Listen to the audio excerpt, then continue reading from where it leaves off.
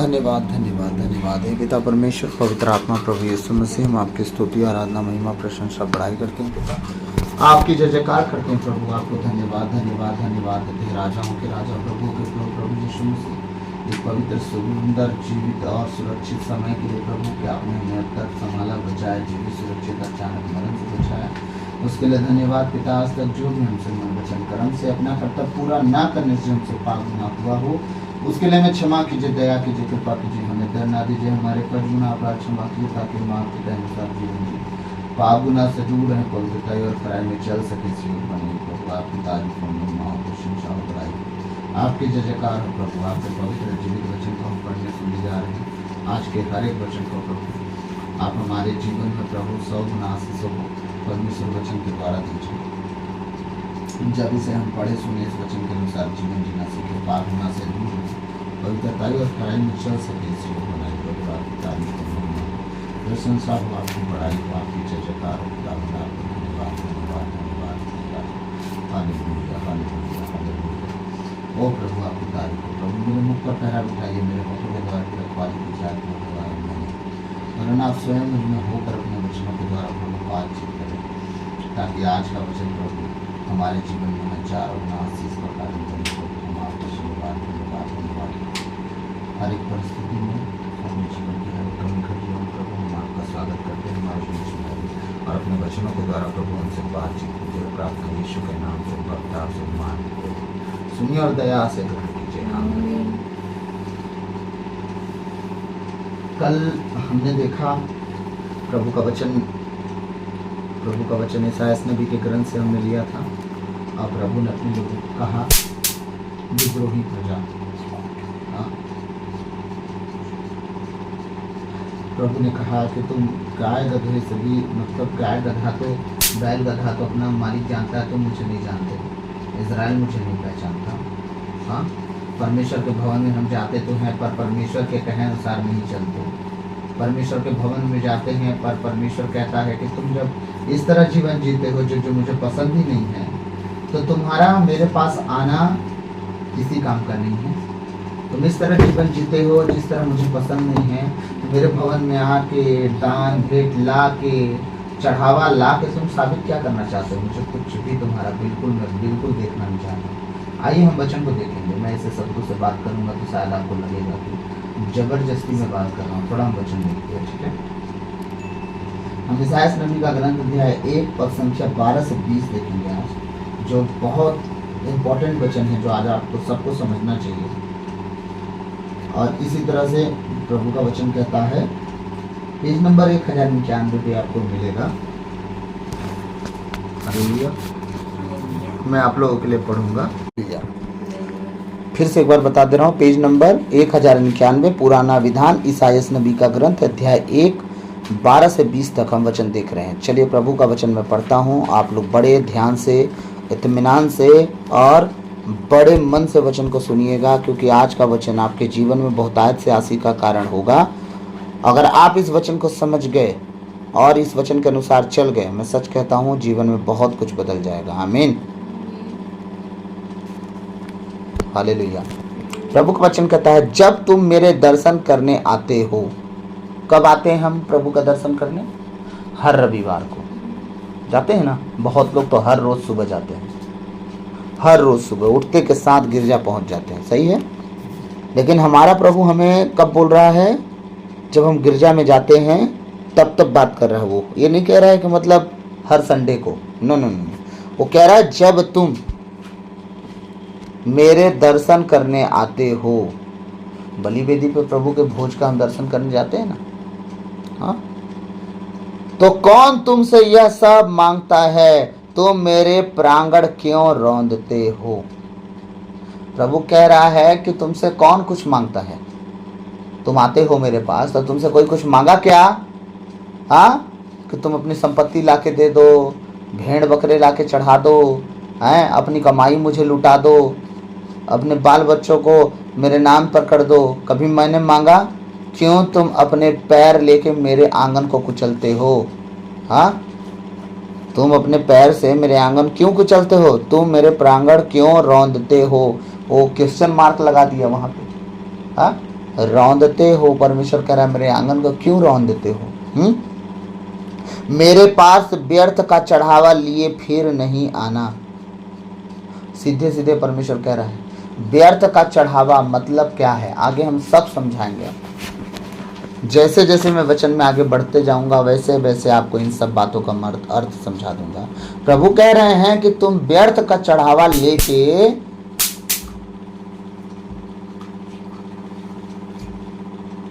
मेरे पास फिर कभी मत आना। हालेलुया। मेरे पास व्यर्थ का चढ़ावा लिए फिर नहीं आना, तुम्हारे लोबान से मुझे घृणा होती हो गई है। जो धूप वेदी पर चढ़ाया जाता है, लोबान डाला जाता है, धूप जलाया जाता है तो धुआं उठता है ना। परमेश्वर कह रहा है कि मुझे इससे घृणा हो गई है। क्यों ऐसा बोल रहा है वो, उसका जवाब भी आगे मिल जाएगा। मैं आज हर सवाल जो करते जा रहा हूँ, बोलते जा रहा है परमेश्वर, उसका जवाब भी आगे देता जाऊंगा। कह रहा है तुम्हारे लोबान से मुझे घृणा हो गई है। अमावस, विश्राम दिवस और तुम्हारे धर्म सभाएं। कौन कौन? अमावस, विश्राम दिवस और तुम्हारी धर्म सभाएं। मैं अन्याय के कारण ये सब समारोह सहन नहीं करता।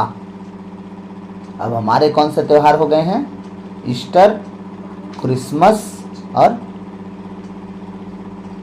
त्योहार है ना कुछ। एक साल में 3 बार पुरुष अपना मुंह दिखाने आए।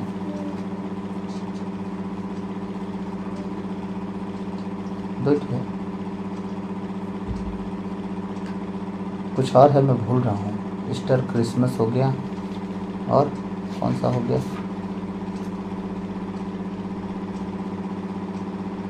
चलिए जो भी होगा ठीक है, आप लोग तो जान रहे होंगे। मैं तो अभी अभी नया नया क्रिश्चियन बना हूँ, भूल जाता हूँ कभी कभी त्योहारों को। नामा खानी हो गया और काजा काजा मनाते हैं ना, है ना,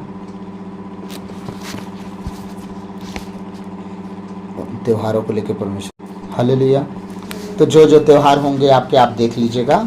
मैं नहीं जानता कौन सा त्यौहार आप लोग मनाते हैं। मैं तो ईस्टर और क्रिसमस जानता हूँ। देखिए, और यही तो त्योहारों में थोड़ा सा मैं क्या बोलते हैं आनंद मनाऊँ कि शोक करूँ, समझ में नहीं आता है। कभी कभी कंफ्यूज रहता हूँ, क्योंकि हमारा प्रभु तो 2000 साल पहले जी उठा है, फिर भी हम उस बिहेवियर में रहते हैं कि अभी प्रभु अब 40 दिन बाद मरने वाला है। तो कभी कभी कंफ्यूज रहता हूँ। इसलिए मैं आप सबसे विनती करूँगा, मेरी बातों को माइंड मत कीजिएगा। बस मैं ये कहना चाह रहा हूँ जो परमेश्वर कह रहा है उसको ध्यान से सुनिए। मेरे पास व्यर्थ का चढ़ावा लिए फिर नहीं आना, तुम्हारे लोबान से मुझे घृणा हो गई है। अमावस, विश्राम दिवस और तुम्हारे धर्म सभाएं। कैथोलिक सभा तो ये सभा वो सभा लगती है ना हमारी। तुम्हारी धर्म सभाएं, मैं अन्याय के कारण ये सब समारोह सहन नहीं करता। अन्याय के कारण मतलब आप पूरी सभा लगाते हैं। किस लिए सभा लगाते हैं? आपकी कलीसियाएं में जो हमारे सभा लगती हैं, कैथोलिक सभा तो ये सभा वो सभा, धर्म सभा, जो भी सभा लगती है, आए दिन तो मैं सुनते रहता हूँ हर संडे को, जैसे कि तीसरा मिसा के बाद 9:30 बजे ये सभा होगी, वो सभा होगी, है ना। लेकिन इसके बाद सभा में होता क्या है, मैं आज तक समझ नहीं पाया। कैथोलिक कलीसिया के नियम के अनुसार सब कुछ बातें होती होंगी, लेकिन यहाँ परमेश्वर क्या कह रहा है? तुम्हारे सभाओं को मैं सहन नहीं कर सकता। क्यों? क्योंकि तुम सभा तो करते हो लेकिन उस सभा में मेरे नाम की महिमा नहीं दिखती। तुम सभा तो करते हो पर मेरे लिए उस सभा में कोई जगह नहीं दिखता। तुम सभा तो करते हो लेकिन मेरी स्तुति आराधना के विषय बातें नहीं होती। तुम सभा तो करते हो छोटे छोटे प्रोग्राम को बताने के लिए और पूरा समय अपने अनुसार चलाने के लिए सभा करते हो। वहाँ मेरे वचन का प्रचार नहीं होता, वहाँ मेरे गीत नहीं होते, मेरी आराधना नहीं होती, वहाँ मैं स्तुति के भजन मेरे लिए नहीं गाए जाते। सभा तो तुम करते हो लेकिन वो तुम ड्यूटी वाला सभा करते हो। ना कोई आत्मा में परिपूर्ण होता है, ना उन भजनों को गाने वाला, ना सुनने वाला, कोई आत्मा परिपूर्ण नहीं होता। तुम सभा करते हो, पीछे लोग सोते रहते हैं। हाँ, अब इस तरह की सभाएं जब चलेंगी, कितना परमेश्वर आपसे खुश होगा। तब ना कहता क्यों आते हो मेरे आंगन में अपने पैर लेके मेरे आंगन को कुचलने। आओगे, सभा करोगे, चलोगे अपनी मर्जी से, क्या मतलब है तुम्हारे आने का? क्यों नाम खराब कर रहे हो कि तुम क्रिश्चियन हो और परमेश्वर के लोग हो? क्योंकि तुम्हारा स्वभाव तो घर से बाहर मेरे भवन के बाद निकलने के बाद तुम्हारा स्वभाव तो गैर जातियों की तरह हो जाना है।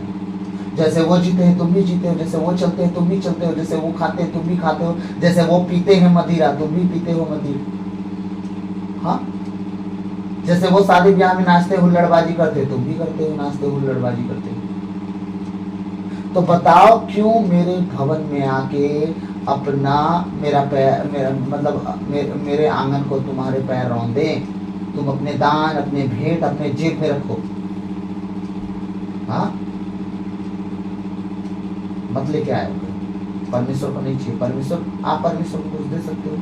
नहीं। जब भी हम देते हैं अपनी उन्नति के लिए देते हैं, अपनी तरक्की के लिए देते हैं, क्योंकि परमेश्वर का वचन कहता है भेंट मार्गों को खोलता है। हाँ, जितना उदारतापूर्वक परमेश्वर के लोगों ने दान दिया, परमेश्वर उतना उदारतापूर्वक उनके जीवन में काम किया। सुलेमान ने 7 साल में परमेश्वर का भवन बनाया अपनी कमाई से। परमेश्वर 14 साल तक उसका भवन बनवाता रहा, इतना धन संपत्ति दिया उसको। परमेश्वर उसे कुछ नहीं दे सकते, वो 100 गुना आशीष उसने लौटाता है। हालेलुया।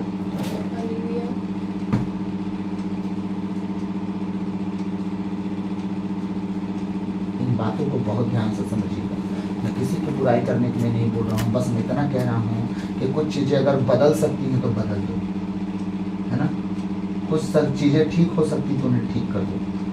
आपके हाथ में अगर कुछ चीज़ें हैं तो उसे ठीक कर दो। हालेलुया। प्रभु का वचन कहता है मेरे पास व्यर्थ का चढ़ावा लिए फिर नहीं आना। क्यों? प्रभु ने कहा है ना, अगर तुम्हारे भाई से कोई अनबन रह गई हो तो तुम अपने चढ़ावे को छोड़ देना, बलि वेदी के पास पहले मेल करने जाना। आज मैं आपसे पूछूं, 99% लोग अपने परिवार से, अपने बैरियों, अपने घर के अंदर लोगों से लड़ के बैठे हैं, उनसे मेल नहीं है और वहां जाते हैं भेंट देने। है जिस समय दान के लिए प्रति झोली घूमती है 10 रुपया डाल देते हैं उसमें। और परमेश्वर कह रहा है कि व्यर्थ का चढ़ावा लेके मत आओ, क्योंकि तुम ना अपने घर से खुश हो, ना अपने पड़ोसी से खुश हो, ना अपने रिश्तेदारी से खुश हो, सबसे तुम लड़के बैठे हो, सबसे तुम्हारा मुंह खुला हुआ है, सबसे तुम नाराज हो, अभी तक मेल मिलाप तुम्हारा नहीं हुआ है। तुम व्यर्थ का चढ़ावा लेके क्यों आ रहे हो मेरे पास? हाँ, पहला नंबर, मेरे पास व्यर्थ का चढ़ावा लिए फिर नहीं आना। तुम्हारे लोबान से मुझे घृणा हो गई है। चढ़ावे से, तुम्हारे लोबान से, धूप जलाने से मुझे घृणा हो गई। मुझे अब खुशबू नहीं, अब बदबू आती है इन चीजों से। क्यों? क्योंकि तुम ढकोसला कर रहे हो मेरे सामने ये सब चीजें कर। तुम्हारा स्वभाव, तुम्हारा चाल चलन, तुम्हारी बातें सिर्फ वेदी के सामने अच्छी होती हैं, इसके बाद क्या हो जाता है तुझे भाई? पूरा माइंड मेमोरी चेंज, पूरा बिहेवियर चेंज, तुम्हारी बातें चेंज। हाँ, मेरे नाम से कोई बात ही नहीं करता। परमेश्वर का कहना है मेरे लिए कोई बात ही नहीं होती कलीसिया में,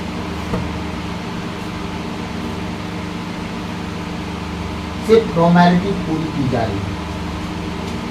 अब बताइए परमेश्वर कैसे खुश होगा? सीधे कह रहा है तुम्हारे लोबान से मुझे घृणा हो रही है। हाँ, मुझे घृणा हो रही है। तुम बस त्योहार त्योहार और त्योहार बस यही करे जा रहे। खाली त्योहार का इंतजार रहता है, चमक धमक के त्योहार में आओ, के बाकी दिन खुदा नहीं है। धरती पर आता है तो सिर्फ त्योहार के दिन आता है हमारी कलीसियाओं में, बाकी दिन परमेश्वर नहीं आता। हालेलुया। अमावस, विश्राम दिवस और तुम्हारे धर्म सभाएं। मैं अन्याय के कारण ये सब समारोह सहन नहीं करता, क्योंकि तुम लोग ये चीजें जो कर रहे हो ना, सिर्फ अन्याय में। क्यों? सभा में बैठेंगे, चाहे वो कोई सभा हो, चाहे हमारी कैथोलिक सभा, धर्म सभा, जो भी सभा हो, उसमें तो पहले तो 5-7 के विरोध में और 7-5 के विरोध में, 3-2 के विरोध में, 2-5 के विरोध में ऐसे बैठे रहते हैं। एक जन का बात 5 जन काटेंगे, 5 जन का बात 7 जन काटेंगे, 12 पंच 12 मेरे का बात करेंगे। अब बड़ी मुश्किल से जब हमारे पुरोहित जब बीच में सराहेंगे ना, तब जाके बात सहमति में आती है। नहीं, उसकी बात वो सहमत नहीं होता, उसकी बातों सहमत नहीं होता। ऐसे नहीं थी कलीसिया। प्रभु यीशु मसीह के चेहरे एक मन हो के पहले प्रार्थना करते थे। ठीक है, आप अपना अपना सलाह लेके मुंह यहाँ घुसाते हो, वहां ऐसा नहीं होता था। प्रभु यीशु मसीह के चेले एक मत हो के पहले प्रार्थना करते थे, तब चुनते थे कि किसे चुना जाए कि वो काम करेगा। जब लोग ज्यादा हो गए और चेलों के पास आके कहने लगे हमारी विधवाओं को खाना कोई नहीं दे रहा है, उनके लिए क्या किया जाए। चेले लड़े नहीं उस समय, बैठो मीटिंग करते हैं, प्रार्थना किए, एक व्यक्ति को चुने, उन्होंने कहा इसे हम चुनते हैं, ये आत्मा में परिपूर्ण है, अब ये क्या करेगा, उनका देख रेख खाने पीने का व्यवस्था करवाएगा। लेकिन हम तो सिर्फ प्रार्थना करने में और वचन प्रचार करने में और चंगा करने में लगे रहेंगे। चेलों ने कहा हम ये सब चीजों में ध्यान नहीं देंगे। लोग बहुत आनंदित हुए, बहुत खुश हुए लोग, हालेलुया। लेकिन यहाँ कुछ और चल रहा है। घर से मुंह उठा के आएंगे, कई महीना से दुआ नहीं किए हैं, कई महीना से उनका प्रार्थना नहीं हुआ है, और कहाँ चले गए, सभा अटेंड करने। कौन सा सभा, परमेश्वर की पवित्र सभा। पुरोहित के सामने खड़े होने जा रहे हैं बिना दुआ प्रार्थना के। हाँ, पुरोहित के सामने, एक अभिषेक के सामने अगर तुम खड़ा हो रहे हो, उसके लिए भी तुम्हें दुआ करनी चाहिए। हाँ, प्रभु का हर समय स्मरण करना चाहिए, प्रभु मैं तेरे, अब यहाँ तक कि पति पत्नी को एक दूसरे के साथ रहने के लिए अभिषेक मांगना चाहिए। प्रभु हम अपने पति पत्नी के साथ ऐसे जीवन जिए जैसे तू चाहता है, हम अपने बच्चों के साथ ऐसा जीवन जिए जैसे तू चाहता है, अपने रिश्तेदारों के साथ ऐसा जीवन जिए जैसा तू चाहता है। हाँ, अभिषेक से मिलने जा रहे खुदा, अब ऐसा जीवन दे मुझे, ऐसा स्वभाव, नम्रता और दीनता दे तेरे अभिषेक से जब मैं मिलूं, तो परमेश्वर उससे जो बातें हो तो उसकी आशीष से मुझे ट्रांसफर हो, ना कि ब्रेक हो जाए। बात करने से आशीष से ट्रांसफर होती है, याद रखिएगा। आशीष हाथ रखने से नहीं, तो बात करने से भी ट्रांसफर होती है। तब स्वभाव आता जाता है, लोगों से मिलजुल करने से, बातचीत करने से। हालेलुया। हाँ, यहाँ तो अगुआ का तो कोई इज्जत ही नहीं है भाई। अरे फादर आप नहीं समझ रहे, ले अब फादर को समझाना शुरू कर। हाँ, अब फादर को नहीं समझ रहे हैं, आप नहीं समझेंगे फादर। रुकिए फादर जी, रुकिए, आपसे बात करेंगे, थोड़ा हमारा बात सुनिए। ये सारी परिस्थितियां हैं।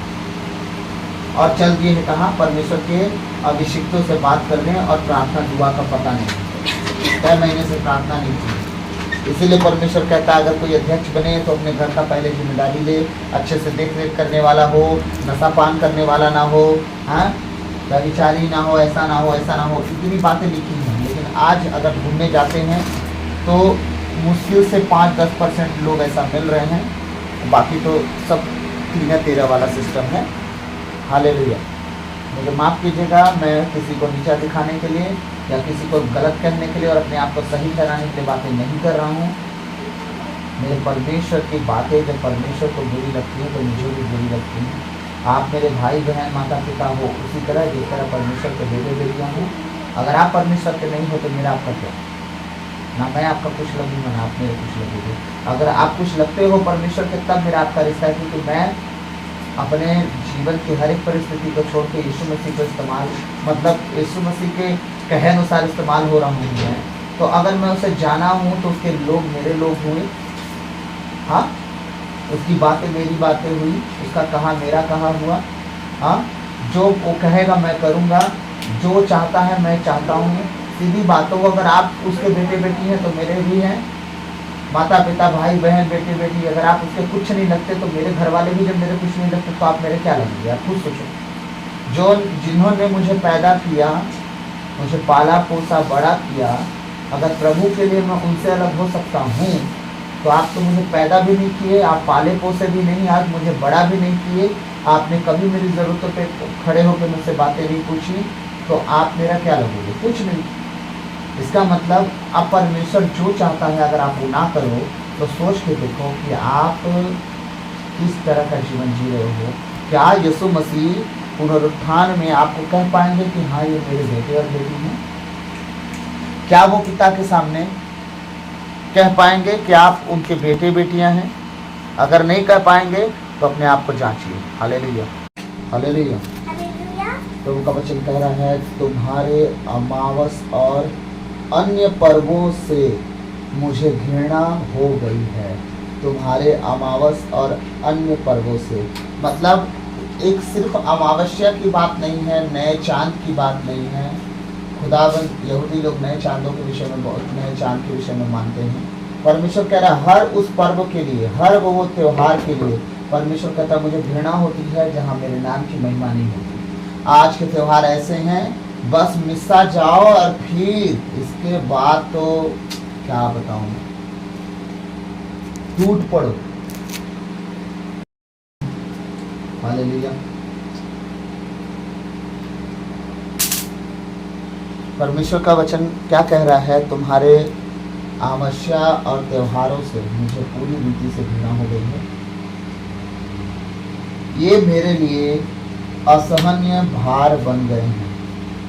परमेश्वर कह रहा मैं इसे सह नहीं पा रहा हूँ, असहन भार बन गए हैं।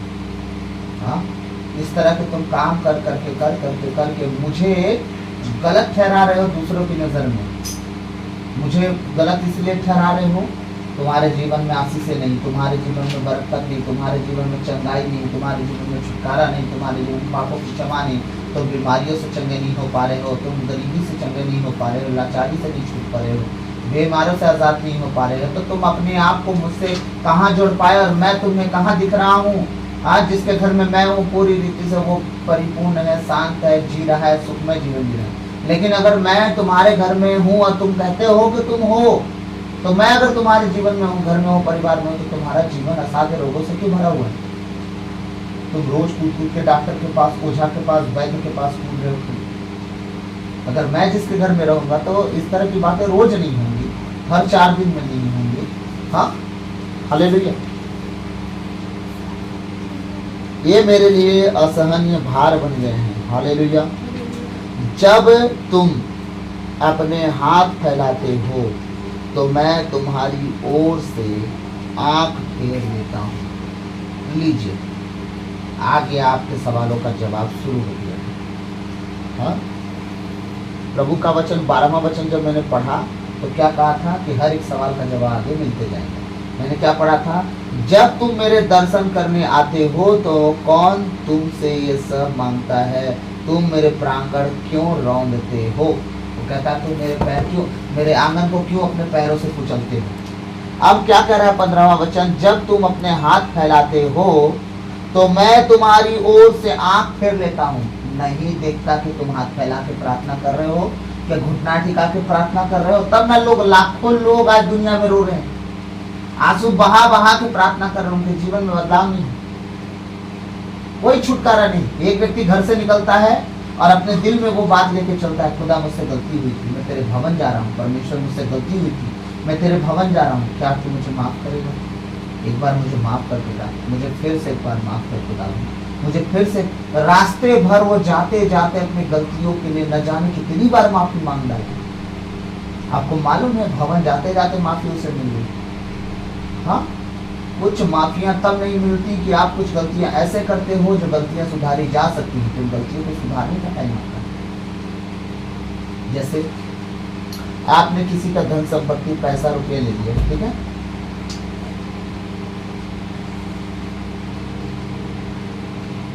और आप उसे दे सकते हो वापस, लौटा सकते हो वापस। जब लौटा सकते हो तो आप गलती सुधार सकते हो ना। उसके लिए माफी क्या मांगना है? प्रभु मुझे माफ कर दे, मैंने किसी का पैसा खाया। यार पैसा खाया तो पैसा वापस करना, उसके लिए माफी क्यों मांग रहा है? कुछ गलतियां सुधारी जा सकती हैं और कुछ पाप है जो सुधारे नहीं जा सकते, उसके लिए माफी। तो आपका क्या हृदय टूटा हुआ है उस गलती के कारण? क्या आप दुखी हो सचमुच उस गलती के कारण? क्या आपका मन छिदा हुआ है उस गलती के कारण? हाँ, अगर हाँ तो भवन जाते जाते आपको पाप की क्षमा मिल गई। अगर ना तो भवन जाने से लेके जिंदगी बीत जाने तक आप घुटनों पर रहो, रो, पीटो, छाती पीटो, घुटना पीटो, पीठ पीटो, जो पीटना है पीटो। परमेश्वर कहता है मैं तुम्हारी ओर से अपनी आंखें फेर लेता हूँ, चाहे तुम हाथ उठा के दुआ करो, चाहे पैर उठा के दुआ करो। साफ शब्दों में परमेश्वर कह रहा है, क्योंकि तुम मेरे अनुसार नहीं चलते, मैं तुम्हारे अनुसार नहीं चलूंगा। मैं तुम्हारा नौकर, तुम्हारा गुलाम, तुम्हारा खाई खाया हुआ व्यक्ति नहीं हूँ। मेरे भाषा में तुम्हारा कोदो खा के नहीं देता हूँ। ठीक, ये मेरी भाषा है, ठीक है। जब हमसे कुछ कहा जाता था और हमारा मूड नहीं होता था तो हम यही बात करते थे, तुम्हारा कोदो खा के नहीं बैठे, निकलो यहाँ से। तो परमेश्वर भी यही भाषा इस्तेमाल करेगा कि बेटा तुम हाथ फैला के दुआ करो, चाहे सर उठा के दुआ करो, चाहे सर झुका के दुआ करो। हम तुम्हारा कोदो कर्जा नहीं खाए हैं कि हम तुम्हारी हर बात सुन लेंगे। तुम निकलो, जैसे रोते आए हो इसे रोते जाओ। क्यों? क्योंकि तुम कुछ गलतियां सुधारना नहीं चाहते, और कुछ गलती तुम सुधार सकते हो तो भी नहीं सुधार रहे, और कुछ पापों के लिए तुम माफी मांगना नहीं जानते, तुम्हें कैसे माफी मांगना चाहिए। हालेलुया। इसीलिए परमेश्वर कहता है जब तुम अपने हाथ फैलाते हो तो मैं तुम्हारी ओर से आंख फेर लेता हूं। हाँ, आप समझिएगा ना, आपका किसी से फेस टू फेस झगड़ा हो गया हो, हाँ, और आप हो मसीही, परमेश्वर ने नहीं कहा कि आप मेल मिलाप करके उसकी संगति में रहो। एक बार हो गया मतलब हो गया, जय यीशु जय यीशु। उसके बाद दोबारा सेम जगह नहीं देना एक दूसरे को। सामने वाला व्यक्ति अगर आपको एक बार धोखा दे दिया, मैं सच कहता हूँ दोबारा वही स्थान अपने दिल में कभी मत दीजिएगा, वो आदमी दोबारा धोखा देगा आपको। अगर दिल से प्रेम करने वाला व्यक्ति मित्र होगा तो परमेश्वर ने कहा वो तुम्हारे लिए अपनी जान तक दे देगा। सच्चा मित्र वो है, और सच्चा मित्र हमारे यीशु मसीह। अपने दिल की बातें शेयर करो। लेकिन अगर इंसान कोई आपका मित्र है और एक बार आपको धोखा दिया तो याद रखना दोबारा सेम जगह वही मत देना, और दोबारा धोखा देगा आपको। हालेलुया।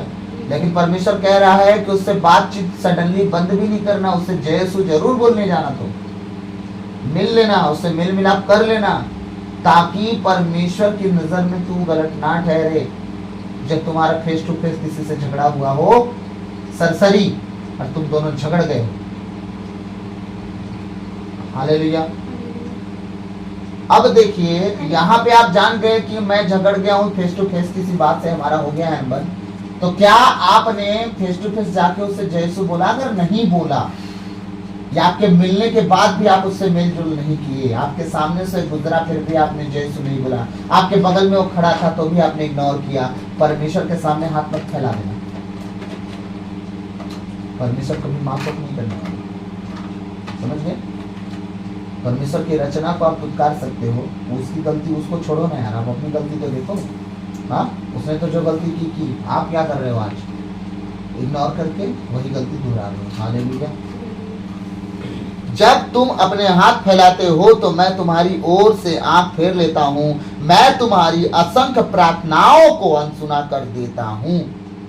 कहता है असंख्य प्रार्थना, हम कभी कभी करते ना घर बैठ के घंटों प्रार्थना है, घंटों 2 घंटों प्रार्थना। परमेश्वर कहता है तुम्हारा प्रार्थना व्यर्थ होगा। जो तुम्हें पता है कि ये चीज नहीं करना चाहिए तुम वही कर रहे हो, तुम्हारी प्रार्थनाएं व्यर्थ होंगी। असंख्य प्रार्थना जो तुम कर रहे हो ना, जिसकी कोई गिनती नहीं है, लाखों करोड़ों असंख्य प्रार्थना, हाँ, बैठ के दुआ पे दुआ करे जा रहे हो, अनोखी भाषा में प्रेयर करे जा रहे हो, परमेश्वर कहता है नहीं सुनता मैं, जा जो करना है करो। साफ साफ बोला तो, मैं थोड़ी बोला, परमेश्वर खुद बोला, मैं तुम्हारी असंख्य प्रार्थनाओं को अनसुना कर देता हूं, तुम्हारे हाथ रक्त से रंगे हुए। हालेलुया। पाप से भरा हुआ व्यक्ति, हाँ, हमेशा तुम्हारे विचार उटपटांग कामों में लगे रहते हैं, ये कर लूं, वो कर लूं, वो कर लूं, वो कर लूं, वो कैसे होगा, ये कैसे होगा। लेकिन खुदा के लिए तुम्हारे विचार कभी एक मत नहीं, ना तुम एक मत होकर कभी बैठते हो चलो आज हम परमेश्वर से प्रार्थना करेंगे, एक मत हो। किस विषय में? कोई विषय नहीं हम प्रार्थना करेंगे। जब आप बिना कोई विषय के दुआ पे बैठते हो ना, तब खुदा आपको ग्रो करता है। क्यों? इतने दिन तक तो आप विषय लेके बैठते रहे, जरूरतें लेके बैठते रहे, लेकिन जब आप बिना जरूरत बिना विषय के बैठ रखो, रहत तो लियांदे लिब्री खठे से खठे बोसहाला मन तो निहार हत तेरे ले में शबरा खठला बशंदोर लेहन तेरे में सिया रहत तो रखंदोर ने में लाब्रासा खोटे खेठे ले ही रहत तो रहंदोर ने। और वो ताकत जो शैतानी जो विचारों को नेगेटिव करती है, यीशु मसीह के नाम से मैं कमांड करता हूँ, हर वो विचार जो खुदा की ओर से नहीं, cancel right now in the name of Jesus. तो प्रभु का वचन क्या कह रहा है कि जब तुम गलतियों पे गलती करते चले जाते हो और वो गलतियां तुम्हें अब आदत सी हो गई हैं, और फिर आके तुम प्रार्थना करते हो, तुम्हें शर्म आनी चाहिए। परमेश्वर खुद कह रहा है तुम्हारे प्रार्थनाओं को मैंने सुनूंगा। जब गलती करते करते ढीठ हो जाता है व्यक्ति, फिर उसको गलती आम बात हो जाती है, झूठ बोलते बोलते झूठ बोलना शुरू कर देता है, फिर झूठ बोलना आम बात हो जाता है। याद रखिएगा, परमेश्वर कहता फिर मैं तुम्हारी प्रार्थनाओं को नहीं सुनता, नहीं देखता। लाखों करोड़ों प्रार्थना कर लो, तुम्हारी असंख्य प्रार्थनाओं की ओर मैं ध्यान रखूंगा। लेकिन जब तुम सच्चे होते हो, खरे होते हो, पवित्र होते हो, परमेश्वर से दिल में चलते फिरते, तुम जब दिल से कोई बात कहते हो, क्या प्रभु ऐसा हो जाएगा? आपको कुछ पल के अंदर, कुछ घंटे समय के अंदर वो बात आपको गवाही के रूप में मिल जाती है। हमने तो बस ऐसे ही कहा था, खुदा क्या ऐसा हो सकता है? और परमेश्वर उसको क्रिएट कर दिया, धरती पर आपके सामने बना के रख दिया। क्यों? आपने पवित्रताई और खराई, नम्रता और दीनता को धारण कर लिया है। झट किसी की बात बुरी लग जानी, ये नम्रता नहीं, ये घमंड है। याद रखिएगा, झट से कोई कुछ बोल दे अगर, हमें कितना जल्दी बुरा लगता है। सच कह रहा हूँ, हम घमंडी हैं। हम सोचते हैं कि हम कुछ हैं, जो कि हम कुछ हैं नहीं। आज मर जाए, आज पता चल जाएगा कि हम क्या है। कुछ नहीं, मिट्टी मिट्टी मिल गए, बात खत्म। दुनिया कितना बड़ा अरबपति होगा, 4/3/6 में घुसेगा, सीधी बात है। हाँ, ज्यादा ज्यादा चट्टान का कब्र होगा उसका, बस ना। लेकिन उसकी प्रॉपर्टी से तो न जाने कितनी संपत्ति कर दी जा सकती है। क्या उस स्वर्ग लेके जाएगा उसको? तो घमंड अगर दिखाना ही है तो इतना ही घमंड है कि देख लो, एक कब्र है, ताबूत में घुसा दिया जाएगा और यही कब्र आपका कहानी बना देगा। तो आप समझिए कि आपके अंदर क्या घमंड, किस बात का घमंड? घमंड करना ही है तो खुदा पे घमंड करोगे, तुम उसे कितना जानते हो? बस, इससे ज्यादा घमंड आपका नहीं होना चाहिए। हालेलुया। प्रभु का वचन कहता, मैं तुम्हारी असंख्य प्रार्थनाओं को अनसुना कर देता हूँ। तुम्हारे हाथ रक्त से रंगे हुए हैं। स्नान करो, शुद्ध हो जाओ, अपने कुकर्म मेरी आंखों के सामने से दूर करो, पाप करना छोड़ दो। अब चाहे सभा में आके बैठने वाले हो, चाहे कोई सभा करने वाले हो, परमेश्वर कहता है अपने पापों के लिए चाहते तुम पहले पवित्र बनो। हाँ, स्नान करो, उसके वचन रूपी, परमेश्वर कह रहा है वचन रूपी तेल से, वचन रूपी जल से नहाओ, अपने आप को शुद्ध करो। हाँ, मैं बहुत पहले वचन डाला हूँ, जब उपवास प्रार्थना का चल रहा था हमारा, हाँ, स्नान के विषय में मैंने बताया है। तो वचन रूपी तेल, वचन रूपी जल से अपने आप को पवित्र आत्मा से धोकर शुद्ध करो। और क्या कह रहा परमेश्वर को? स्नान करो, शुद्ध हो जाओ, अपने कुकर्म मेरी आंखों के सामने से दूर करो, पाप करना छोड़ दो। इसका मतलब जो कुकर्म है वो करना बंद करो। कौन से कुकर्म? मैं इस बार की बात बता रहा हूँ, अपने चर्च में गया था, लोग गुटखा खा खा के थूक रहे हैं पीछे। हाँ, सिगरेट बाहर से पी के आ रहे हैं चर्च में। खजूर पर्व के दिन हम चर्च से निकले ही थे, हमें जाना था एक कलीसिया में अपने फादर जी से मिलने। दूर था, मैं इंतजार कर रहा था अपनी, क्या बोलते हैं, बहन का, वो आने वाले थे सब। मैं वेट कर रहा हूँ, मेरे बगल में बैठा हुआ लड़का चर्च से निकला है, वहां सिगरेट पी रहा है, गुटखा खा रहा है और खजूर की डाली हाथ में है। सोच के देखिए, वहां लोग बैठ रहे हैं, गुटखा खा रहे हैं। हम लोग बुधवारी की रात बुधवारी का निकले हैं, दूसरे दिन हिस्सा में गए, वहां गुटखा का न जाने कितना रैपर, क्योंकि रात में कोई देखता नहीं है ना। हाँ, कितना रैपर गुटखा का पड़ा हुआ है, कितने लोग दारू पी के आते हैं चर्च में।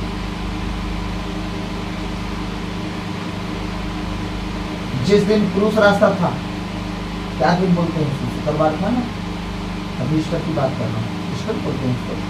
ईस्टर के दिन कितने लोग दारू पी के मिस्सा की लाइन में थे। बस मिस्सा का प्रभु वो दिन नहीं थे, थोड़ा इतना शर्म रख दिया। परमेश्वर क्या कह रहा है, ध्यान से सुनिएगा, तुम्हारे हाथ रक्त से रंगे हुए हैं। स्नान करो, शुद्ध हो जाओ, अपने कुकर्म मेरी आंखों के सामने से क्या कर दो? यही कुकर्म खुदा को पसंद नहीं आ रहा। एक लड़का दूसरी लड़की को ताड़ रहा है, एक लड़की दूसरे लड़के को ताड़ रही है। कलीसिया कुकर्म नहीं कर रही है क्या? हाँ, कलीसिया कौन है? वहां का बैठा एक एक जन। परमेश्वर कहता है मेरी कलीसिया व्यभिचारिणी की तरह हो।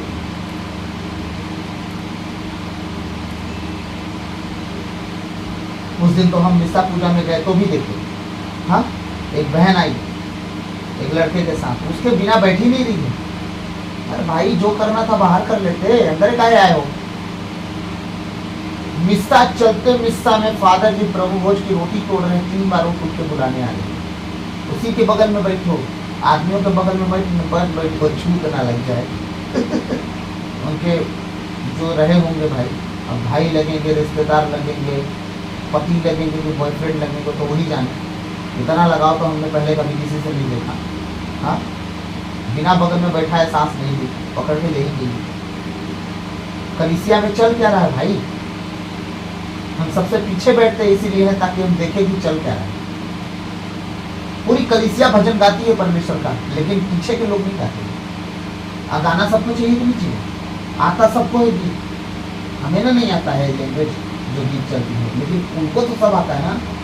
एक ठो नहीं गाते हैं बढ़िया, तो भों भों नाक बज रहा था इस संडे को, इतना अच्छे से सो रहे थे और फादर जी हमारे वचन सुना रहे थे, कितना अच्छा वचन सुना।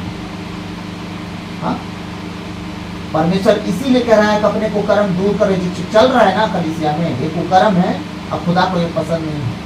तुम आत्मा और सच्चाई से मेरे भवन में आना, नहीं तो आना मत, ठीक है।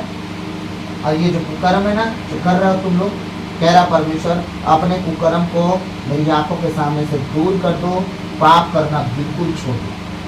तब ना तुम मुझसे आशा करना कि मैं तुम्हारे हाथ फैलाने को देखूं, तुम्हारी असंख्य प्रार्थनाओं को सुनूं, उतना करने की जरूरत नहीं है। धन्यवाद खुदा, तूने मेरे दुख को दूर किया। हाँ, दुख दूर किया, चल, इतना ही काफी हो तुम्हारे। तुम्हारी असंख्य प्रार्थनाओं का उत्तर मैं नहीं दूंगा। पाप करना छोड़ दो और कुकर्म दूर करो। कुकर्म कौन दूर कर सकता है बताइए?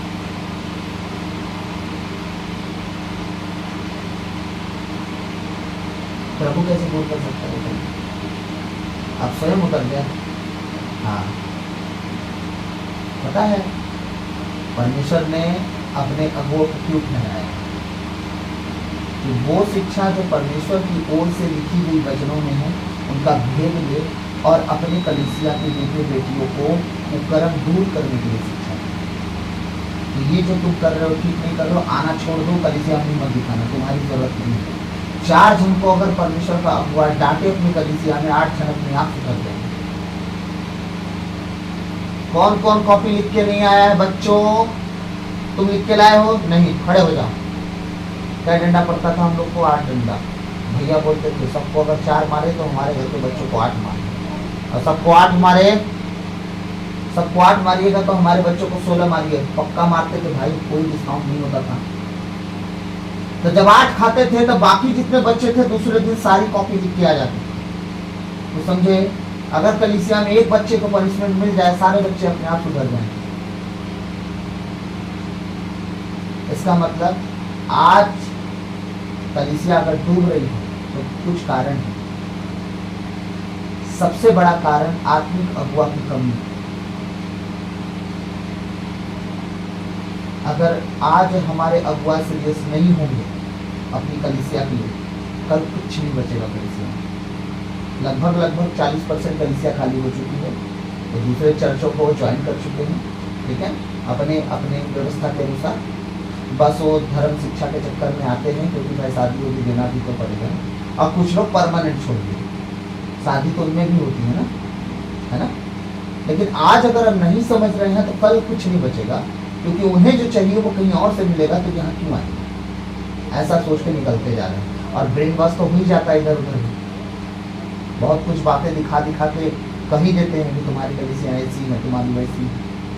हाँ, याद रखिएगा, मैं किसी को जज करने के लिए नहीं बोल रहा हूँ, बस मैं इतना बता रहा हूँ कि आज अगर कलीसिया खाली होते जा रही है तो हम जिनके ऊपर डिपेंडेंट हैं वो सीरियस नहीं, जिन्हें खुदा ठहराया वो सीरियस नहीं, इसलिए कलीसियाएं खाली होते जा रही हैं। अब परमेश्वर के भवन में जिन लोगों को मुक्ति छुटकारा मिलना चाहिए वो कहीं और छुटकारा मुक्ति को, कहाँ? ओझा सोखा के पास। आम बात हो गया है, आम बात मैं बता रहा हूँ, आम बात हो गया है। लगभग मैं कलीसियाओं में हाथ उठवाता हूँ, कितने लोग तंत्र मंत्र जादू टोना ओझा सोखा वैद्य के पास घूम के आए हैं? लगभग 90-95% हाथ उठ जाता है कलीसिया में। सही है।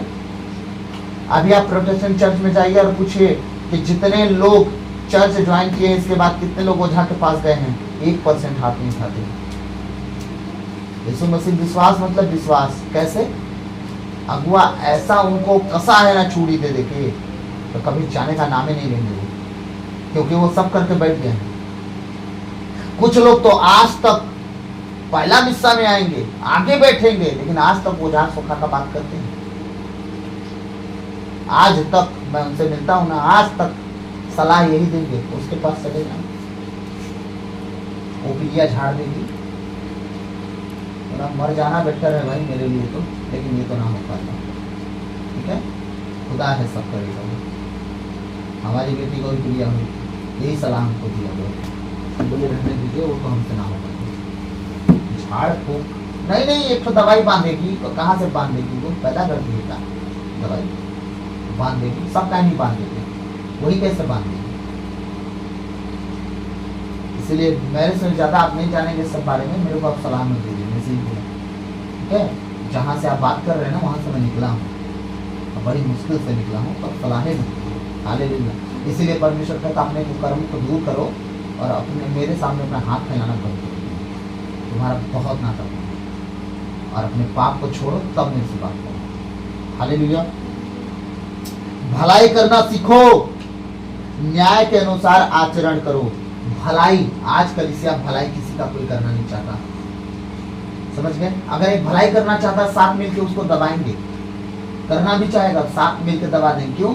भलाई के अनुसार ना जिएंगे, ना किसी को जीना देना चाहते। क्यों? उसका नाम क्यों हो रहा है? हम तो अपना नाम कर नहीं पा रहे किसी मैटर में, तो उसी का नाम क्यों होने दे। कुछ कलीसियाओं में होता है ना, तो कुछ लोग होते हैं जो कलीसियाओं को दुआ करने के लिए प्रोत्साहित करते हैं, आगे बढ़ाना चाहते हैं। तो जो लोग दुआ नहीं करवाना चाहते, ना करना चाहते हैं, ना अपने गुनाहों को छोड़ना चाहते हैं, वो विरोध में आ जाते हैं, समझे, वो विरोध में आ जाते हैं। क्यों करेंगे भलाई? क्यों होगी भलाई? हालेलुया। भलाई करना सीखो, न्याय के अनुसार आचरण करो, जैसा परमेश्वर चाहता है उस तरह आचरण करो, बुराई की तरह नहीं। हाँ, पददलितों को सहायता दो, अनाथों को न्याय दिलाओ और विधवाओं की रक्षा करो। ये कलीसिया का काम है। एक एक जन का जो कलीसिया में है, जिसे जैसा बने वो करे। परमेश्वर ऐसा चाहता है, किसी के साथ बुरा व्यवहार ना करे। हालेलुया। 18 वचन, प्रभु कहता है आओ हम एक साथ विचार करें। अब परमेश्वर कह रहा है आओ मेरे साथ बैठो, मेरे वचनों को पढ़ो और मेरे साथ विचार करो, एक साथ हो।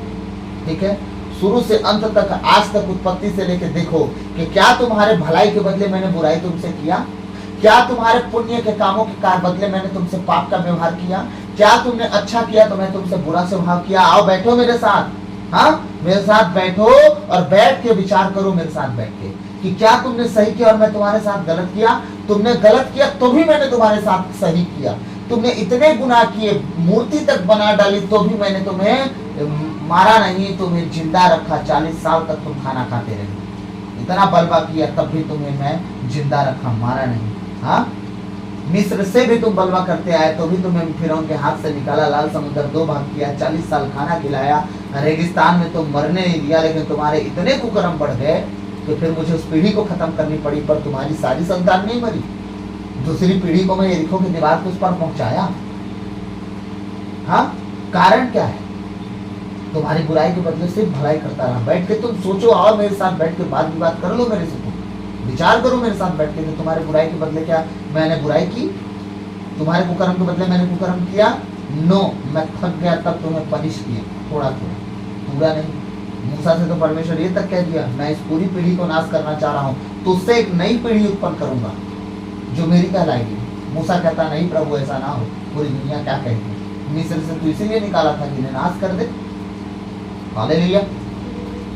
प्रभु का वचन कहता है आओ हम एक साथ विचार करें, तुम्हारे पाप सिंदूर की तरह लाल क्यों ना हो, वे हीम की तरह उज्जवल हो जाएंगे। परमेश्वर कह रहा है कि अब तुम सारे गलती गुनाहों को, पापों को छोड़ दो, विद्रोह करना छोड़ दो, हर वो काम छोड़ दो जो नहीं करना चाहिए। तुम्हारे पाप कितने भी गाढ़े सिंदूर और खून की तरह क्यों ना हो, लाल, वो कह रहा पूरी रीति से मैं धो धा के शुद्ध कर दूंगा, साफ कर दूंगा। अभी भी आज भी राइट नाउ, आज कौन सा तारीख है? 6 तारीख, हाँ, अप्रैल, मई, 6 मई 2024। आपके पूरे जीवन काल का पाप आज भी परमेश्वर कहता है मैं तुम्हारे पापों को क्षमा करके साफ सुथरा कर दूंगा। बस तुम आओ मेरे साथ बैठो और कहो कि हाँ प्रभु मैंने गलती किया, तू बस मुझे क्षमा कर, तेरे भलाई के बदले मैंने बुराई किया, परमेश्वर तू मुझे क्षमा कर। कहता है तुम्हारे पाप सिंदूर की तरह लाल क्यों ना हो, वे हिम की तरह उज्जवल हो जाएंगे, वे किरमीज की तरह मटमैले क्यों ना हो, वे ऊन की तरह श्वेत हो जाएंगे। परमेश्वर साफ सुथरा करने का वादा कर रहा है। उसने नहीं कहा कि वो पड़े रह जाएंगे वैसे ही। यदि तुम आज्ञा पालन स्वीकार करोगे, ध्यान से सुनिएगा, तो भूमि की उपज खाकर तृप्त हो जाओगे। परमेश्वर का वचन अगर मानने वाला, अगर परमेश्वर का व्यक्ति है कोई, तो कहता है भूमि की उपज खाकर तुम तृप्त हो जाओगे, भूखो नहीं मरोगे। एलिय्याह को अकाल में खाना कौवा पहुंचा रहा था, जो सबका छीन के खा लेता है। हाँ, कौवा पहुंचा के खाना दे रहा था। सोच के देखिए, परमेश्वर वो परमेश्वर है।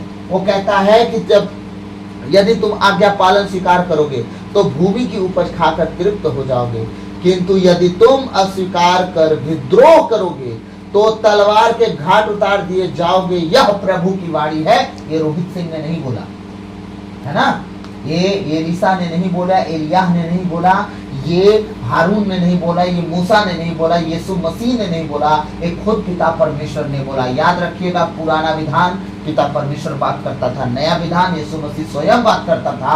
अब दोनों विधान खत्म होने के बाद इस धरती पर पवित्र आत्मा बात करते हैं, पिता और पुत्र दोनों सिंहासन पर विराजमान।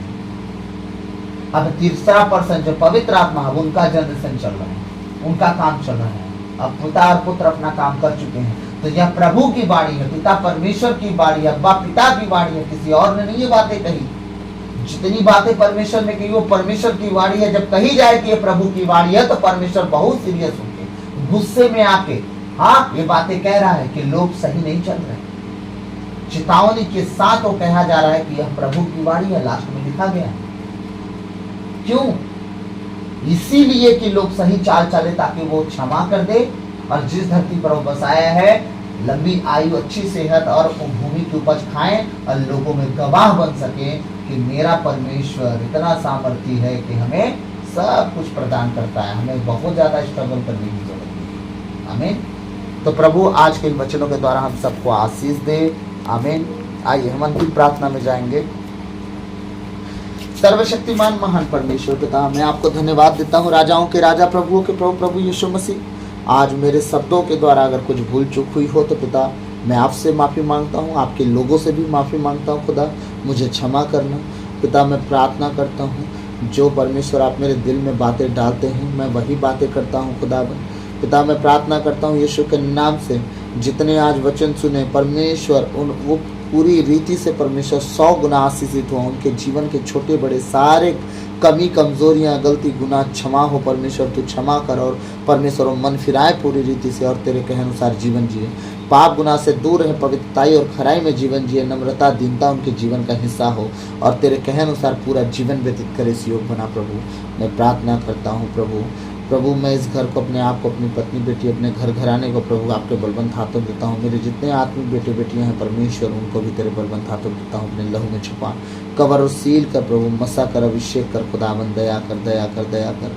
वो आदि और अंत, अल्फा ओमेगा, मार्ग, सत्य, जीवन। प्रभु आपकी स्तुति, महिमा, प्रशंसा, बड़ाई हो। प्रभु उनके जीवन को अपने लहू में छुपा, कवर कर, सील कर। खुदावन शैतान की हर एक चाल से उन्हें आज़ाद रखना। खुदा अपने परमेश्वर स्वर्गदूतों की छावनी में उन्हें छुपाए रखना। पिता मैं प्रार्थना करता हूँ प्रभु, हर एक परिस्थिति में प्रभु उनकी सुधि लेना।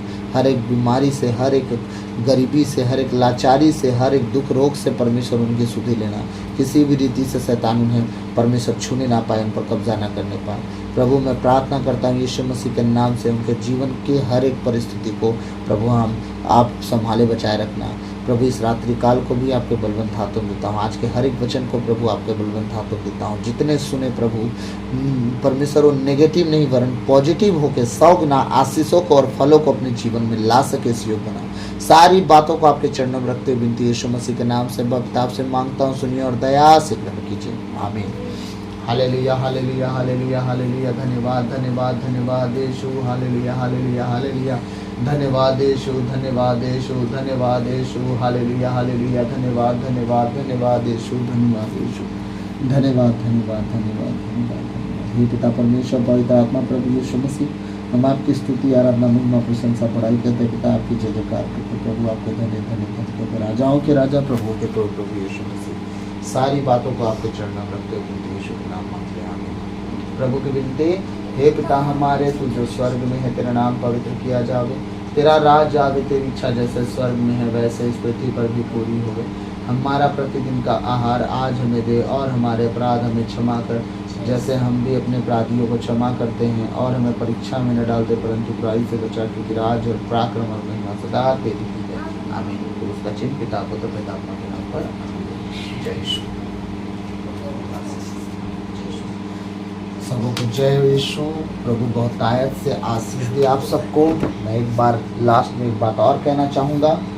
जैसे कि मैंने कहा परमेश्वर के सभाओं कि उसके लोग सभा करते हैं, जैसे धर्म सभा हो गया, कैथोलिक सभा हो गया। तो मेरा कहने का मतलब ये नहीं कि आप लोग जो कर रहे हो गलत कर रहे हो। मैं एक सच्ची घटना आप लोग को बता के ख़त्म करूँगा। कुछ समय पहले मैं एक चर्च पे मुझे बुलाया गया था, हमारे फादर बुलाए थे कि हम आपसे मिलना चाहते हैं, तब हम आपको इनवाइट करेंगे अपनी कलीसिया में। हम बोले बिल्कुल मैं आता हूँ। जब मैं उनसे मिलने गया तो वहाँ कैथोलिक सभा चल रहा था, तो वहाँ मीटिंग थी और मीटिंग में चल क्या रहा था मैं आप लोग को बताऊँगा। इसके बाद आप मेरे को जज कर दीजिएगा कि मैं सही हूँ या गलत। मैं तो आप लोगों के विषय में नहीं जानता हूँ, मैं तो अभी नया क्रिश्चियन हूँ, ठीक है।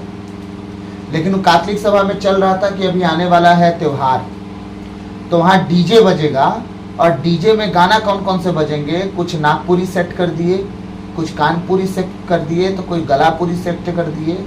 मैं बोला प्रभु के गाने कम पड़ गए यहाँ कि लोग अब नागपुरी में नाचेंगे। अब ये दिन आ गए, तो हमें बाद में पता चला नहीं, ये तो आम बात है।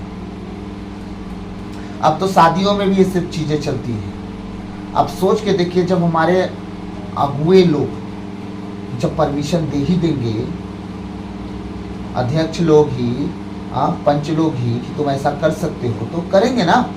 आप कहाँ रोके पाप करने से उनको।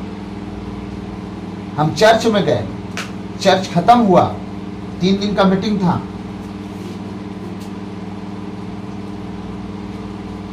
मीटिंग खत्म होने के बाद वो कौन सा बुजुर्ग दिवस मनाया जा रहा था, वो लास्ट दिन था। हम गए।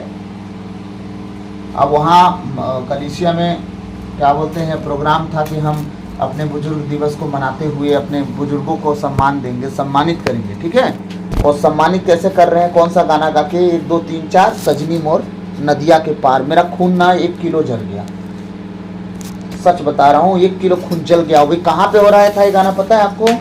चर्च का दरवाजा बंद करके दरवाजे के सामने लड़का और लड़की नाच के ये गाना गा रहे हैं और कह रहे हैं 1 2 3 4 सजनी मोर नदिया के पार। बता रहा हूँ मेरा 1 किलो खून जल गया। और लास्ट में सब लोगों से अनुभव माना गया कि हाँ आज का प्रोग्राम कैसा था, आज बच्चे जिस तरह डांस वगैरह किए कैसा था। हाँ, ये सब होने के बाद जब बोले कि हाँ हमारे मुख्य अतिथि रोहित सिंह जी से हम पूछेंगे कि आज क्या कैसा लगा उनको। मैं बोला मेरे से मत पूछिए, अगर मेरे से पूछेंगे तो बहुत आज बुरा हो जाएगा और शायद आप दोबारा मुझे अपनी कलीसिया में ना बुलाओ। बोले नहीं हमें बुरा नहीं लगेगा, मतलब पक्का ना। तो बोले हाँ। मैं बोला शर्म और भय सब घोर घार के पी लिए आप लोग गिलास में डाल के। बोले मतलब?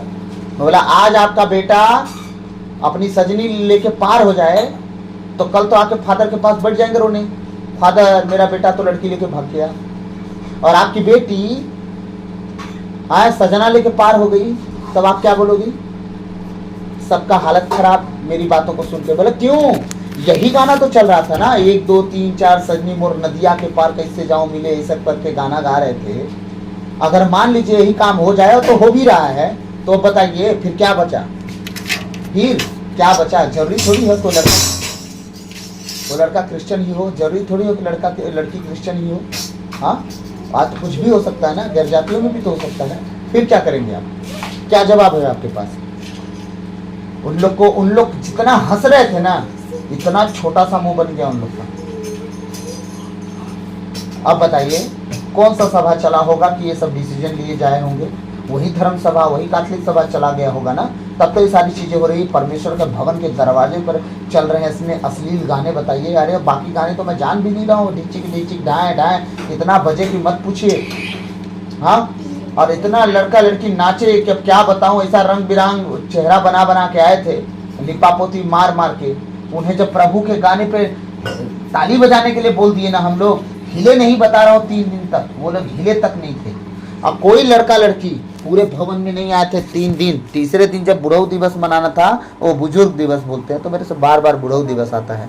हाँ, जब तीसरा दिन था तब वो लोग सब आ गए, कोई वो बाइक में बैठे हैं। जब तक मीटिंग चली तब तक बाइक में बैठे थे, ठीक है। जब मीटिंग खत्म हो गई, नाचने इकट्ठा हो गए और इतना नाचे कि मैं बोला मुझे क्यों बैठाए हैं आप लोग यहाँ पे, प्लीज मुझे जाने दीजिए। नहीं बैठिए, उन लोग को बुरा लगेगा। उन लोग को अच्छा लगवाने के चलते मुझे बैठाया गया। सोचिए, इसलिए मैं बोल रहा हूँ जितनी गलती कलीसिया की है उससे कहीं ज़्यादा गलती अभी कलीसिया को अरेंज करने वाले हमारे जो आगे हैं उनकी भी है। आप कभी नहीं कह सकते कि हमारे बच्चे क्यों बिगड़ रहे हैं। अभी आप शिक्षा भी दो और उन्हें मजबूत भी रखो। देखिए, मैं नहीं जानता, कभी कभी मैं बोलते बोलते इतनी बातें बोलता हूँ कि शायद आप लोग को बुरा भी लग सकती है, लेकिन मैं माफ़ी चाहूँगा। कुछ चीज़ें आप लोग को ठीक करना चाहिए ताकि गैर कलीसियाएँ बढ़ रही हैं और हमारी कलीसियाएँ बिगड़ रही हैं। मुझे इस बात का दुख लग रहा है, बस और कुछ नहीं। मैं जानता हूँ मैं सब कुछ ठीक नहीं कर सकता, लेकिन जो ठीक कर सकते हैं आप उन लोगों से मेरे तरीके से नहीं लेकिन अपने तरीके से आप बात कर सकते हैं। वो चाहे एक सदस्य आपके परिचय का हो, चाहे 4 सदस्य, उन्हें रोज़ उकसाइए कि प्रभु के काम में हाथ बटाइए, प्रभु के नाम की महिमा करने में हाथ बटाइए। हाँ, उन्हें सलाह दीजिए आप जितना आपसे बन सके। मेरी बातें तो शायद ना माने, लेकिन क्या पता आपकी बात मान जाए। आपके जान परिचय के आपके घर परिवार के लोग हो सकते हैं। इसीलिए आप सबसे विनती है कि जो कैथोलिक सभा के अध्यक्ष होते हैं, पंच होते हैं, एल्डर होते हैं, उन सबसे जिनसे आपका जान परिचय, मुलाकात, बातचीत है, उन्हें प्रभु के विषय में उन्हें कहिए, उत्साहित करिए कि आप प्रभु का सुसमाचार, प्रभु का आराधना, गीत, भजन गाने के लिए आप परमेश्वर के भवन को तैयार कीजिए, उन लोगों को तैयार कीजिए। आज चर्चों में डीजे लगते हैं कब? जब उनके त्यौहार उनके अनुसार से होते हैं तब। लेकिन जब परमेश्वर के भजन गीत गाने के टाइम होते हैं, आराधना प्रार्थना करने की टाइम होती है, हाँ, तब कोई डीजे नहीं लगते। जिसमें चल रहा है चलने दो, क्यों? कोई सुनना ही नहीं चाहता ना। वचन चलता है, पीछे सब सोते हैं, उन्हें वचन की भूख प्यास नहीं है। इसलिए आप सबसे विनती है मेरी कि आप सब इन बातों को नेगेटिव नहीं वरन पॉजिटिव लें। आप बैठ के सोचिएगा कि जितनी बातें मैंने कहा, क्या बुरा लगने के लिए कहा कि ये बातें सुधारने के लिए कहा। जितनी बातें मैं कह रहा हूँ, कितनी बातें मैं गलत बोल रहा हूँ, आप बैठ के सोच लीजिएगा, फिर मुझे बुरा साबित कीजिएगा। तो प्रभु आज सबको आशीष दे, बहुतायत से आशीष दे। आप सब बचे, आपका घराना बचाया जाए यीशु मसीह के नाम से।